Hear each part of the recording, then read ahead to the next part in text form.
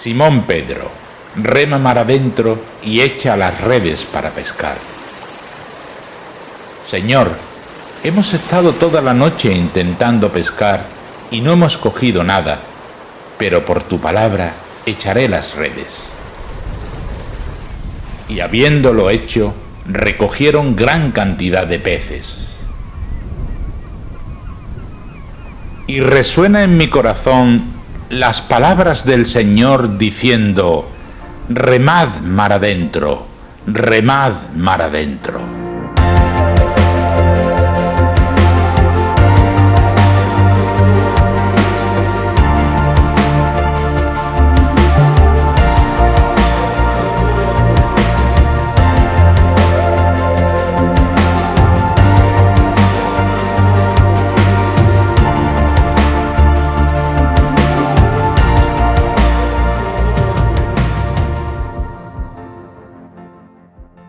El programa de hoy, Mar Adentro, bienvenidos amigos, tiene un título que ha sido dado por ustedes para que hablemos del Papa Francisco, el Papa Francisco en los días de hoy.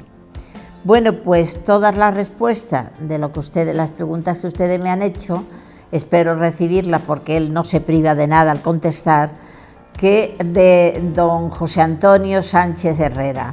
Nos da respuesta y nos da salida a nuestros interrogantes. Lo vemos. Padre, muy buenas. Pues muy buenas de nuevo y otro programa más. Yo creo que me parece que este hace ya el octavo, ¿verdad? Sí. Pues parecía que no, pero ahí vamos perseverando. Gracias de corazón. Va caminando. Bueno, hablar del Papa Francisco tenemos que empezar a hablar, para mí, no de su vida como Jorge Mario Bergoglio, sino en el momento en que dices: he venido desde el fin del mundo. Lo dijo, se arrodilló y pidió que rezáramos por él. Ese gesto ganó al mundo, pero ¿qué ve usted en ese gesto? ¿Qué ve usted? Yo veo, digamos, una persona creyente, una persona humilde, una persona muy realista, una persona muy preparada y una persona que en aquel momento concreto y después a lo largo de todo su pontificado, pues considera que la oración del pueblo de Dios por él es básica. Yo he tenido la oportunidad de encontrarme 2 veces con él en este tiempo que lleva como sucesor de Pedro, como obispo de Roma, y en las 2 ocasiones, por motivos diversos, uno era un tema de un encuentro musical y otro fue lo de Escuela Ocurrente que hemos hablado alguna vez, siempre en el momento de saludarte, mirándote a los ojos, como si no hubiera más personas en el mundo que tú, te escucha y siempre al final, y no es decir, desde el corazón, te dice: y por favor rece por mí. Él es un hombre que cree, es un creyente con todas las letras y un creyente que se sabe, ojalá todos los creyentes nos supiéramos frágiles y débiles y necesitados precisamente de esa oración intercesora. A mí hay un gesto precioso que me encanta, y es que cuando Moisés, el pueblo de Israel, quiere entrar en la tierra prometida y se encuentra, digamos, con los pueblos enemigos que se lo impiden, Moisés se pone a rezar con los brazos en alto y se da cuenta que Aarón y sus compañeros se dan cuenta que mientras Moisés está con los brazos en alto, el pueblo de Israel gana territorio, pero cuando Moisés se cansa y los baja, el pueblo retrocede. ¿Y qué hacen? Buscan unas piedras grandes, se la ponen debajo de los brazos a Moisés para que estén los brazos en alto y ellos también lo sostienen. Es decir, el Papa como Moisés, para ganarle la batalla al enemigo, que precisamente es el mal, necesita, como necesitó Moisés, que alguien le sostenga los brazos. ¿Y quién se lo sostiene? El pueblo de Dios con la oración. Y a mí también, como a todos, nos impresionó cómo él, digamos, se puso en actitud humilde y dijo: bendíganme a mí. Es decir, estamos acostumbrados a que el Papa siempre, cuando en el primer momento bendecía, digamos, en la plaza, hacía una oración para la ciudad y para el mundo, el Urbi et Orbe. Pero en aquella ocasión dijo: y ahora lo que necesito es que ustedes me bendigan a mí. Y segundo, él tuvo conciencia desde el primer momento que no era el superobispo del mundo, sino que era el obispo de Roma. Y por ser el obispo de Roma es el Papa. pero digamos su diócesis, igual que había sido hasta hacía unos días, había sido Buenos Aires, ahora, porque el Sagrado Colegio Cardenalicio lo había elegido obispo de Roma. Es decir, para ser papa hay que ser obispo de Roma. Si no eres obispo de Roma no puedes ser papa. Entonces, eso es muy importante, descubrir que el papado no es una cosa que viene ahí como caída del cielo, sino que el ministerio episcopal, en este caso, él es sucesor del primer obispo de Roma y después de los sucesivos, a los que Jesús le dio esa misión, ¿no? Es decir, confirma en tu hermano en la fe, sostén a tus hermanos. Eso es lo que hace el Papa. Es decir, sostener a los hermanos en la caridad y, digamos, y cuidar de que estemos en la verdadera fe, ¿no? En la comunión de fe. Esa es la tarea. Y no otra. Si te das cuenta, es decir, mira qué tarea más bonita. Su diócesis, que ya es preciosa, Roma, y por otro lado, también, digamos, sostener al resto de la cristiandad en la fe y en la caridad. Eligió el nombre de Francisco, el poverelo de Asís. Tenía al lado un obispo, un cardenal brasileño, que ahora mismo no me acuerdo del nombre, pero muy conocido, y todo el camino, todo el tiempo le estuvo diciendo, cuando ya se estaba visto que iba a ser el sucesor de Pedro, que iba a ser el obispo de Roma, que iba a ser el Papa, todo el tiempo le dice, que no te olvides de los pobres, que no te olvides de los pobres, que no te olvides de los pobres. Y entonces él, es decir, elegir el nombre no es cualquier cosa así. Si vemos los papas anteriores, es decir, como Pablo VI, Juan XXIII eligió ese nombre por lo que significa el precursor, el San Juan Bautista, ¿no? El que va adelante preparándole el camino al Señor. Pablo, porque lo que fue el apóstol de los gentiles, Pablo VI, que conocía perfectamente el mundo europeo, era un humanista, y sabía que la Iglesia, después del concilio, le tocaba como Pablo ir al mundo de la gentilidad. Después, Juan Pablo I, que duró 30 y tantos días, quiso ser una síntesis de los otros dos, sus antecesores, ¿no? Juan Pablo II, evidentemente igual. Ahora llega el Papa Benedicto, rompe, y se va, digamos, a lo que había supuesto, digamos, ese Benedicto XV, que le tocó, digamos, un momento difícil de la historia de la Iglesia, o San Benito, del que le viene el nombre, ¿no? Y él digamos, va a ser un poco lo que va a ser, digamos, el estilo de su pontificado, ¿no? Ora, elabora, el estudio, y llega Francisco. Y Francisco porque tiene claro que él quiere, digamos, pues trabajar y subrayar las grandes líneas del pobrecillo de Asís. ¿Y cuáles son? Ese trabajo por la naturaleza, es decir, no podemos vivir de espalda. Por la creación, no podemos vivir de espalda. Eso que decía el Papa, que dijo el año pasado, ¿no? En esa oración, en ese día terrible, ¿no? Ante la pandemia, ¿no? No podemos, es decir, querer vivir sano en un mundo enfermo. Es decir, sanar esta creación de la que formamos parte, ese trabajo por la paz, que es también, digamos, la gran tarea del pobrecillo de Asís, ¿no? Que se va, digamos, a Tierra Santa, y no como un cruzado a querer, digamos, ganar la guerra, sino a ganar la paz, ¿no?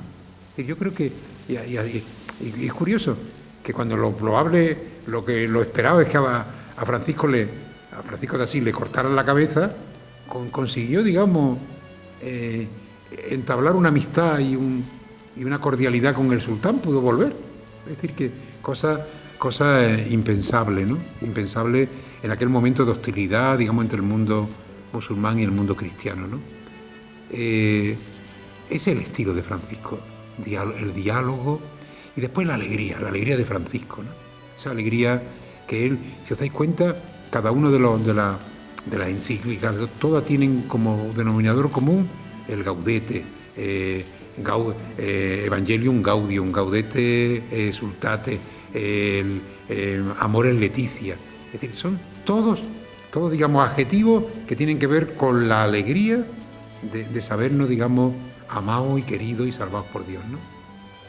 Bueno, para mí todo lo que me diga de San Francisco, desde los 3 años, padre, que me eduqué con ellos, además yo me siento franciscana 100%.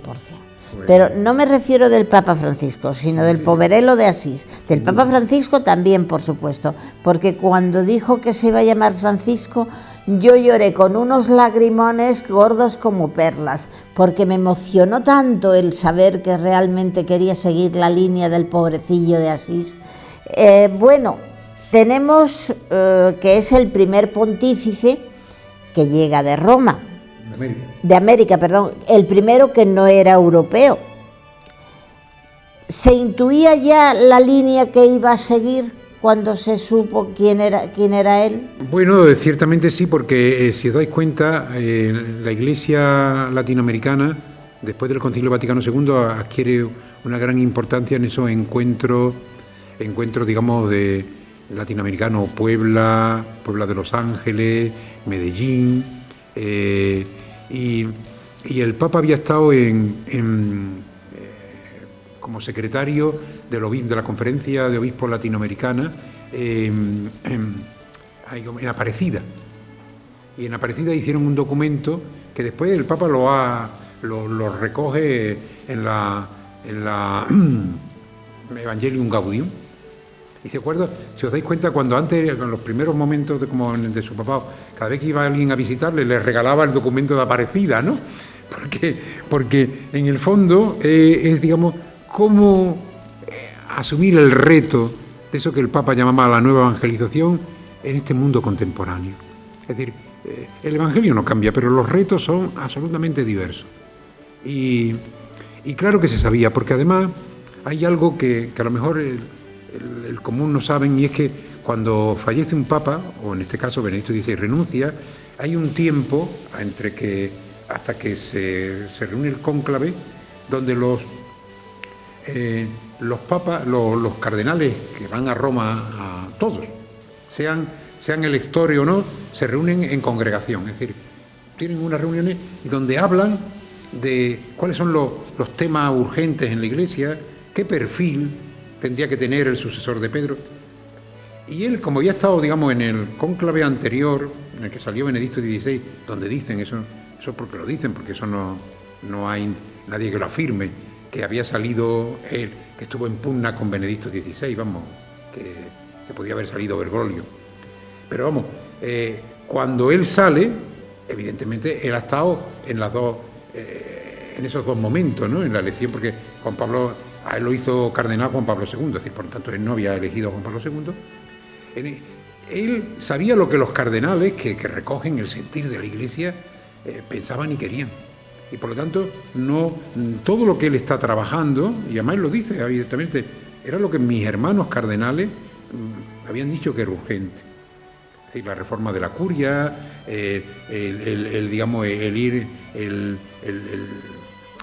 este tema de la santidad, los jóvenes, la transparencia, es decir, eso digamos de una... Le echó valor. Sí, evidentemente, porque yo estoy convencido que en el traspaso Benedicto XVI le dijo, mira, yo con esto no he podido, por mi edad, por mi manera de ser, por mi carne. Y por eso el Papa, que nunca agradeceremos suficientemente a Benedicto XVI el haber renunciado. Francisco es hoy Papa, Benedicto XVI está vivo todavía. Podía ser Benedicto XVI todavía el Papa.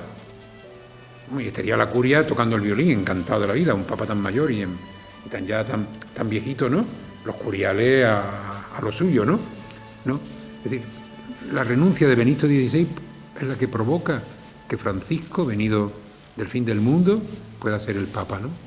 Hay quien dice que se reviste mucho de gestos, de que desde el principio de su pontificado ya empezó que si la cruz pectoral, que si el anillo, que si los zapatos, pero sobre todo lo que más llama la atención es algo que está demostrando que lo hizo porque se siente a gusto, vivir en Santa Marta. Sí, bueno, yo creo que todos vivimos de gestos, todos tenemos gestos. Tú tienes en tus manos, en tu manera de vestir, en tu manera de expresarte, gestos, digamos, que son dominantes, es decir, que el Papa los tenga es normal. Lo que hace falta es que entre el gesto y la vida haya coherencia. Es decir, Francisco no afea que los papas hayan vivido en el Palacio Apostólico. Entre otras cosas, yo conozco el Palacio Apostólico, yo no me iría allí a vivir, vamos, ni pagándome. Nadie piense que el Palacio Apostólico es un hotel de 5 estrellas. Es una casa normal y corriente con los techos muy altos, por lo tanto, con mucho frío y con mucho calor, depende verano o invierno, y muy incómoda. Es decir, y necesariamente pues ya tienes que tener allí alguien que haga la comida, alguien que... Y dice, bueno, pero si estáis en Santa Marta, no estoy solo. A la hora de comer, no como es decir, es verdad que él tiene que recibir a gente y tal, pero no, él no quería, es decir, él dice, no, yo voy a entrar en una comunidad y celebro la Eucaristía con la gente cada día y era lo que él deseaba. Ya, este es un paso que él ha dado y ya seguro que los siguientes papas ya no van a volver al Palacio Apostólico. Lo difícil es poder dar el paso. Entonces lo tiene que dar alguien de las características de Francisco, es decir, que él tenía muy claro que él había vivido toda la vida como jesuita en comunidad y no quería vivir solo. Y no quería crear una comunidad ahí profesa para él. Me voy y vivo en Santa Marta. Y además, vivir en Santa Marta le permite, él tiene buen oído, no para cantar, pero sí para oír, le permite, porque por allí pasan estar también... al día. Pasa mucha gente, pasan los cardenales, pasan los obispos del mundo, etcétera, etcétera. Y ahí tiene la posibilidad de una manera informal, de poder... Y también los que van tienen también la posibilidad de decirle al Papa a lo mejor lo que no van a poder decirle nunca si no estuvieran en Santa Marta, ¿no? Eso por ahí. Y después otros gestos que van en esa misma línea. Es decir, si él tiene un problema con los pies porque se va a poner unos zapatos y los que tienen son los que a él le va bien, ¿no? Es más, mandó a arreglar unos a Buenos Aires para que se lo trajeran porque eran los que le quedaban mejor. Claro, unos y además, viejos. porque él tiene un problema de cadera y entonces evidentemente los zapatos... Y después por otro lado es verdad que el Papa llevaba unos zapatos rojos, pero eso hay que explicarlo mucho, ¿por qué rojo? Pues, igual que los papas se ponían siempre los pantalones blancos, entre otras cosas, para que no se notara la diferencia. Pero él sigue con sus pantalones y claro, cuando empieza a andar, bueno, pues un papa que tiene pantalones, ¿no? Es decir, y después pues un poco maniático como yo. A él le gusta una casulla, la que siempre se pone, y la mitra siempre la misma, ¿no? Hay otras personas que le gustan hacer cambios en eso. Y yo creo que no se siente muy a gusto con la mitra. Tampoco. Yo creo que casi la mayoría de los obispos no se sienten a gusto con la mitra. Por eso, es una prenda incómoda. Sí, y yo creo que tampoco es fundamental. Sí. No es fundamental. Es decir, y yo creo que serán de las que probablemente algún día desaparecerá, como tantas cosas. Sí, yo sobre todo cuando... Como el solideo, ¿no? Eso aún resulta hasta gracioso porque imita a los judíos. Sí, pero lo que es la mitra a mí me recuerda a los egipcios. Sí, y a la diosa Mitra, de ahí viene, y de ahí un poco viene. Sí. Bueno, pasamos a otro tema que a mí me apasiona, que además, gracias a Dios, me siento muy identificada con él y que el Papa lo lleva por bandera, que es el diálogo ecuménico y el diálogo interreligioso. Nada más que hay que ver el documento de Abu Dhabi que firmó con Al-Yaseb Assad el-Assad. Ha servido para todos los países árabes y para muchos países que, no siendo árabes, han adquirido ese compromiso, unos en mayor medida que otros, de actuar en pro de la unión de la cultura, las razas y los credos. ¿Cómo ve eso? ¿Lo ve como simplemente como un hecho puntual o tiene camino de continuidad? Es el camino. La religión no puede ser el problema, sino la solución a los problemas. Y de hecho, durante mucho tiempo, la religión se ha instrumentalizado precisamente para hacer lo contrario de lo que la religión pretende. Toda religión pretende la comunión con Dios y con los hermanos. Y independientemente, del credo. Nosotros, como cristianos, creemos en el Dios de Jesucristo, claro que sí. Pero, es decir, no existe, la religión no existe para la discordia, sino para crear, la comunión. Y de hecho, las grandes religiones tienen en común precisamente esa apertura a la trascendencia y esa apertura, del corazón y de la entraña a la necesidad del hermano. Yo creo que los fundamentalismos, los sectarismos, que nacen a veces, no los provoca la religión en sí misma, sino los hombres religiosos, que no acabamos de asumir el mensaje. Yo creo que ese texto de Abu Dhabi y ese encuentro también con último en Irak, ¿verdad? Con el ayatolá, son signos de que el Papa lo que busca no es que todo el mundo se haga cristiano, sino que todos los seres humanos vivamos la gran fraternidad de hijos de esta tierra, vamos, de habitantes de esta tierra, hijos de Dios. Es verdad que ya Juan Pablo II invitó, digamos, a todos los líderes religiosos del mundo, precisamente en Asís, y que los curiales se pusieron muy nerviosos y tal, y él dijo aquella expresión que es verdad: hemos ido a rezar juntos, pero no hemos rezado juntos. Es verdad. Pero ya rezar juntos es mucho. No digamos, ni siquiera podemos reunirnos los que digamos tenemos una misma sensibilidad. Después, evidentemente, un cherokee de América del Norte y un pastor de Finlandia, pues evidentemente no tienen la misma sensibilidad, ni rezan al mismo, entre comillas, al mismo Dios, pero sí pueden rezar juntos. Es decir, sí pueden ir juntos a rezar, aunque cada uno después rece. Usted presidió en la mezquita del Rey Al Saud de Marbella, presidió un acto precioso y además emotivo, porque fueron muchos los gestos y los actos. Primero, en una mezquita abierta a las mujeres. Por primera vez. Por primera vez. Segundo, sentado todo el mundo. Tercero, admitir todos los credos que por lo menos están representados en la costa, que eran 17. Bueno, todo eso le puedo decir, padre, que personas que asistieron lo llevan grabado en el alma y que cogieron el vídeo que nosotros, porque lo grabamos íntegro, el vídeo que lo tienen como una referencia. Incluso me consta que hay personas mayores que en sus centros de mayores lo han emitido, porque lo han emitido como algo que no se imaginaba que lo pudiesen vivir. ¿Cómo queda grabado eso en su recuerdo? Pues me impresionó enormemente, porque además yo pensaba que iba a ser un acto protocolario, es decir, que yo pensé que iba a ser, digamos, no dentro de la mezquita, sino en el atrio o en algún sitio, y me llamó poderosamente la atención. Yo creo que al imán de la mezquita de Marbella, es decir, los fundamentalistas le tendrán el mismo cariño que nos tienen a nosotros, es decir, ninguno. Y yo creo que fue un paso precioso, un paso en el diálogo interreligioso muy necesario, muy necesario. A veces, si nos conocemos, nos querremos. Es decir, yo creo que lo que provoca más distancia es lo desconocido, y el ver y sentir lo desconocido como amenaza, no como oportunidad, ¿no? Y yo creo que fue una buena oportunidad. Y después fue también algo precioso la segunda parte, esa invitación, digamos, que hicieron a que participáramos de su cena, es decir, que una cena totalmente típica, sí, es decir, lo que come cualquier familia. Sí, muy bien. Además, con mucho... Me acuerdo que no era la noche mejor del mundo porque llovía torrencialmente. Pero después paró un poquito, pudimos cenar y la verdad yo quedé muy impresionado.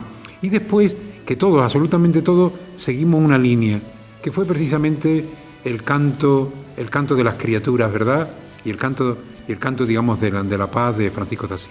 Francisco de Asís no es patrimonio de la Iglesia Católica, es patrimonio, digamos, del mundo, ¿no? Porque es un hombre que precisamente porque se abrió totalmente a Dios, pues sintió que nada ni nadie podía ser otra cosa que hermano suyo, ¿no? Yo con los animalitos, con la unión de los credos y lo que es el cuidado del planeta, traigo a San Francisco loco. No le paro de rezar. El pobre mío dirá, si yo ya lo sé, si fui yo quien lo dijo, pero es que verdaderamente es tan necesario ahora mismo Laudato Si. Sin duda. Eso es, Laudato Si es un grito, digamos, de responsabilidad, es una llamada a la conciencia y al corazón de la humanidad, y es también, digamos, un canto de esperanza. Es decir, yo escuchaba los otros días a científicos, biólogos, que decían que es verdad, que el planeta está ya muy tocado, que hay ya cosas que no son arreglables, pero decía, hombre, si las no arreglables no son arreglables, pero lo que arreglable se puede y si cuidamos de no empeorar, pues mejor. Es decir, si no lo es que es la casa común. Si no le vamos a dejar la casa, es decir, es lo que el Papa nos recordaba, ¿no? Y yo en el programa pasado también os decía, ¿no? Es decir, no se puede estar sano en un mundo enfermo, sin duda. Hay un tema que es muy controvertido, que es que dicen que el Papa, cuando dice las grandes verdades, lo dice a la vuelta de sus viajes largos a la prensa. Pero es que en cierta medida el valor que le echa de responder a los periodistas sin que haya un guión previo, eso es, pero vamos, más valor que un torero con un Miura. Yo creo que es que lo hace porque está convencido de que ese gesto suyo de espontaneidad es lo que más se valora, ¿no? Hombre, por supuesto, y que además a quién le interesa, digamos, una conferencia de prensa del Papa o de la Conferencia Episcopal Española. A nadie, vamos, a las personas especializadas que después, y a la COPE porque es de los obispos, y la 13. Pero evidentemente, es decir, si no hay algo que digamos, suscite, digamos, interés, no será fácil. Entonces, el dejarse preguntar y el tocar los temas más complejos y a lo mejor, digamos, más polémicos, es decir, no poner una censura previa, es lo que le da credibilidad al Papa y lo que hace que un montón de periodistas estén interesados en acompañar en el viaje. Si no, irían las cadenillas oficiales y hablar de temas que son los que controvertidos. Sí, no, pero digamos, si el Papa no se dejara preguntar, pues contarían que si el presidente de la UR le dio un abrazo, le dio un cogote, le dio en el cogote, no. Sin embargo, él se lleva el ascua a su sardina, es decir, pregúntenme las cosas que yo entro por las de ustedes, pero para salirme con las mías. Es decir, no tiene miedo a decir, mire, sí, en tema de pederasta, digamos, no hay tolerancia, cero. Eso lo dijo alto y claro, y pidió perdón alto y claro, y decía que eso era un crimen, alto y claro. Es decir, que las preguntas son incómodas, seguro, pero la respuesta, él no está para responder, es decir, para estar, digamos, siempre con el incienso alrededor. No le tiene miedo a los periodistas, porque ¿qué es lo más que puede ocurrir? Que se equivoque, ¿no? Bueno, pues si te equivocas, rectifica. Es que lo ha hecho. Claro, pues es que ya lo ha hecho. Sí, bueno, y porque los temas son muy controvertidos y después cada uno va a lo interpreta como quiere. Bueno, pero eso, en lo que el Papa dice en directo en el vuelo a los periodistas y lo que después se publica, yo he visto cartas y exhortaciones de Juan Pablo II, de Benedicto o del propio Francisco, que según quien la lee, después la comenta y después, digamos, es muy curioso que la gente dice, el Papa ha dicho, y yo digo, ¿dónde lo ha dicho? Ah, pues no, es que dice el país o dice el mundo o dice, bueno, el mundo, el país, y hombre, son respetables, pero a mí me interesa ver el documento tal cual, ¿no? Pero la glosa y la interpretación la vamos a tener siempre. La oportunidad de hablarle en directo a los periodistas, es decir, además se ve, cuando el Papa ha convocado en uno de los jubileos a los periodistas al jubileo, era impresionante ver cómo estaba el aula nervi de periodistas, que normalmente no son muy, vosotros los periodistas no sois muy devotos de ir a escuchar a nadie, sino que sois vosotros los que preguntáis, ¿no? Bien, eso demuestra que ha sintonizado, ¿no? Y eso es bueno.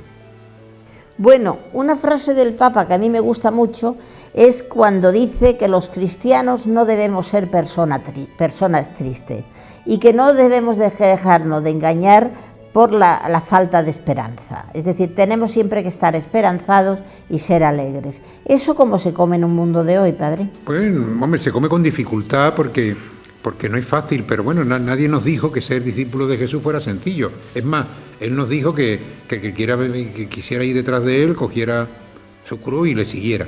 El hecho, digamos, de vivir en la alegría y la esperanza no significa que no va a haber dolor, no va a haber dificultad. La alegría, además, no es el jiji, jaja.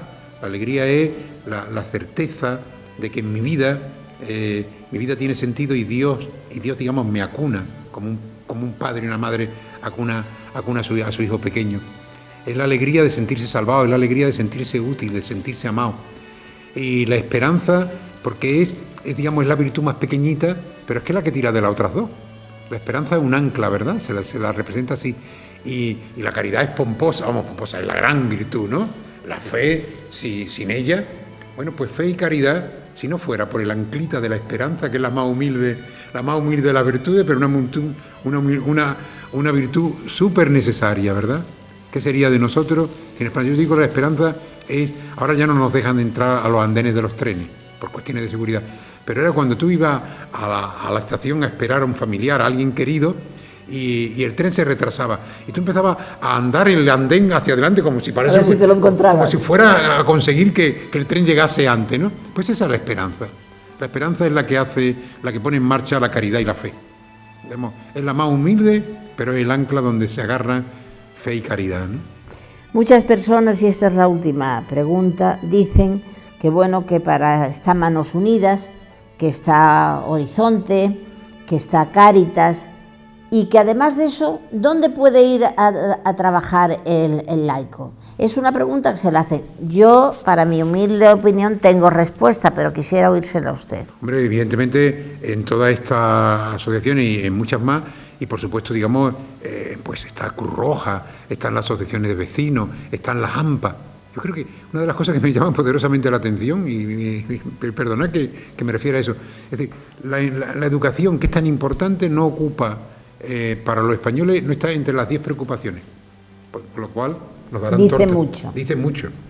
Pues, y después, para colmo de males, en el AMPA, que es el lugar donde los padres, digamos, intervienen en la educación de sus hijos dentro del ámbito escolar, nadie se apunta. A lo sumo pagan una cuota, cuando ahí tendrían que estar todos, porque la educación es básica. Bueno, pues yo creo que ahí hay sitio, el AMPA, las asociaciones vecinales, los grupos culturales, la ONG, digamos, de servicio a los demás, no la de un guitarrista y a pasarse una bomba y, digamos, y a buscar la subvención. Pero no todo tiene que ser confesional. Es más, los cristianos en todo este tipo de asociaciones que no son confesionales, allí serán como la levadura en la masa y serán sal y luz, ¿no? Muchísimas gracias, padre, estamos encantados. Le tengo que decir concretamente de unos amigos de Jaén que dicen que le felicite, que nos siguen además siempre. Ellos se reparten entre sí, se lo pasan. Son casi 200, ¿no, Juan Carlos?, los amigos que tienen, y ya lo esperan. Es decir, no solamente es las redes que tenemos nosotros aquí, sino los amigos. En Asturias también tenemos otros que nos siguen y que se lo reparten entre ellos, porque es un grupo de 80 personas que se dedican a ayudar al tercer mundo y tienen sus asambleas semanales. En nombre de todas estas personas que no las vemos pero que las sentimos por su cariño, muchísimas gracias y nos vemos la próxima semana. Con mucho gusto, y además ya aprovecho también para decir, como el Papa, guardando la distancia infinita, que también esas personas que me ven, pues que recen por mí. Gracias. Bueno, amigos, hemos llegado al final de este programa. Les veremos la próxima semana con otro, con muchas preguntas que ustedes nos hacen y que nos harán. Y solamente decirlo que nos vemos la semana que viene, y ya lo sabe, todo ello será, si Dios lo quiere.